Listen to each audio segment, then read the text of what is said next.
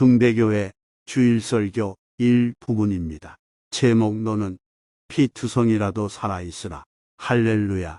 우리 서로 인사합시다. 살아서 만나 반갑습니다. 제가 어렸을 때 아침에 골목에서 마을 어르신들을 만나면 이렇게 인사했습니다. 밤새 안녕하셨습니까? 아침 일찍 남의 집에 들어설 때면 헛기침을 하고 어르신 기침하셨습니까? 했습니다. 요즘은 기침하면 다 도망가지만 무슨 말입니까? 밤새 돌아가시지 않고 살아있으십니까? 라고 인사하는 것입니다. 요즘처럼 생명의 허무함과 소중함을 동시에 깊이 생각하는 때도 없지 않은가 합니다. 매일 수백 명이 코로나 감염으로 죽습니다. 화재로 집을 잃고 사고로 죽고 러시아와 우크라이나 전쟁으로 피 흘리고 죽고 오늘 우리에게 주시는 말씀도는 피투성이라도 살아있으라입니다. 이게 무슨 말씀입니까?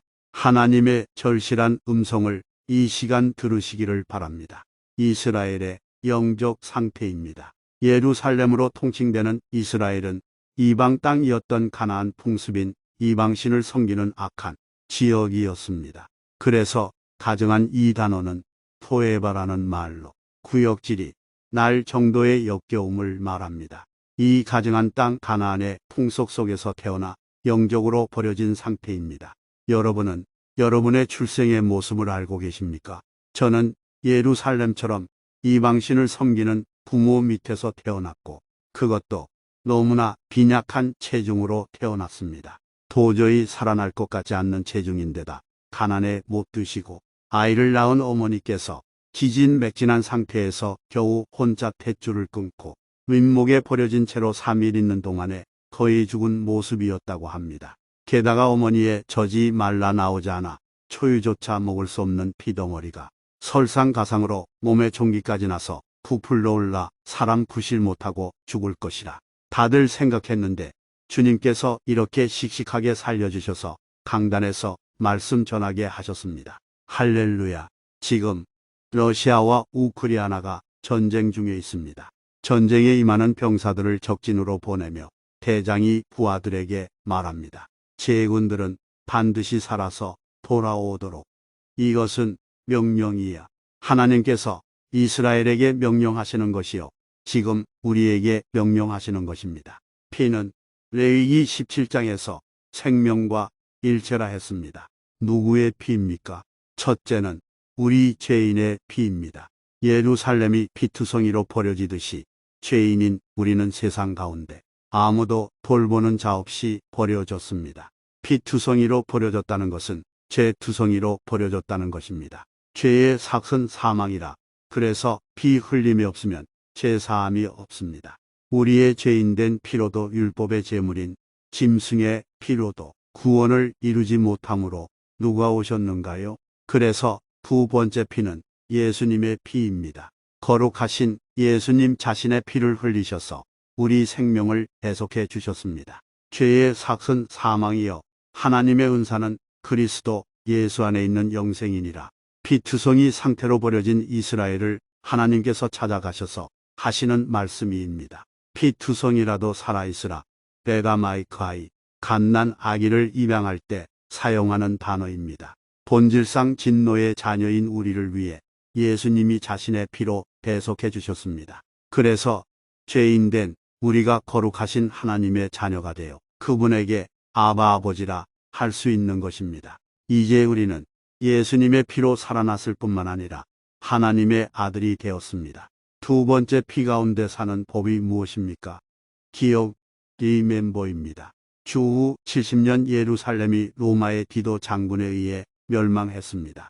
폐허가 된 예루살렘 앞을 두 유대인 랍비가 걷고 있습니다.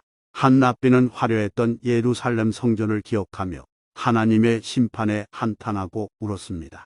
그런데 한 랍비는 껄껄 웃는 것입니다. 울던 랍비가 환한 음성으로 말했습니다. 자네는 거룩한 예루살렘이 폐허가 되었는데 어찌 웃을 수 있는가? 그때 울던 랍비가 말했습니다.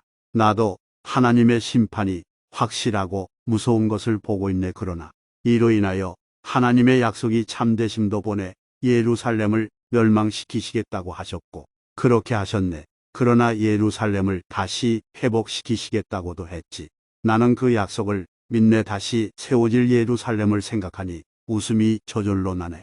여러분의 신앙은 어디에 있습니까? 왜 하나님은 피투성이라도 살아남으라 하십니까? 요한 1서 5장 6절에 물과 피로 임하신 예수 그리스도, 이를 증언하시는 이는 성령이시라. 증언하는 이는 셋이니 곧 물과 피와 성령이라. 물은 회개의 세례를 뜻합니다. 피는 예수 그리스도의 십자가의 대속의 피입니다. 그러므로 피로 사는 법은 그리스도 예수 안에서 회개하고 새로워지는 것입니다. 회개하면 다시 회복하게 하십니다. 회개 이후의 생명은 내 피로 사는 것이 아니요 예수님의 피로 사는 것입니다. 예수님의 피로 사는 것은 고난 가운데에서도 하나님의 언약을 기억하는 것입니다. 3년 동안 계속돼 코로나19의 위협 가운데에서도 신앙을 지킬 뿐만 아니라 더욱 새롭게 하는 것입니다. 성도가 되었음에도 여전히 벌거벗은 우리에게 오셔서 거룩의 옷, 피의 가죽옷을 입혀 수치를 가려주시고 맹세하고 언약하신 예수님을 기억하는 것입니다. 8절 맹세에 완전하다.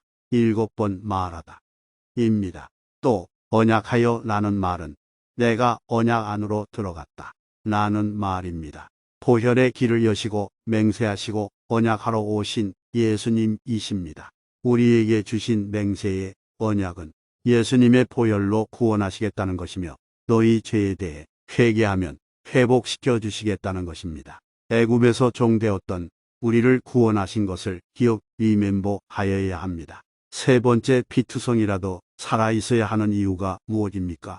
산자만이 감사할 수 있기 때문입니다. 오직 산자, 곧 산자는 오늘 내가 하는 것과 같이 주께 감사하며 주의 신실을 아버지가 그의 자녀에게 알게 하리이다. 이제는 내가 사는 것이 아니요 내 안에 사신 그리스도께서 사신 것이라. 그리스도 예수의 피로 구원받고 부활의 생명으로 언약을 기억하며 사는 것입니다. 육신으로는 적신으로 왔다. 적신으로 가지만 영으로 사는 자는 하나님의 예정 안에 예수님의 생명으로 사명 감당하며 감사함으로 들어가는 나라가 천국입니다. 예수의 피로 사십시다.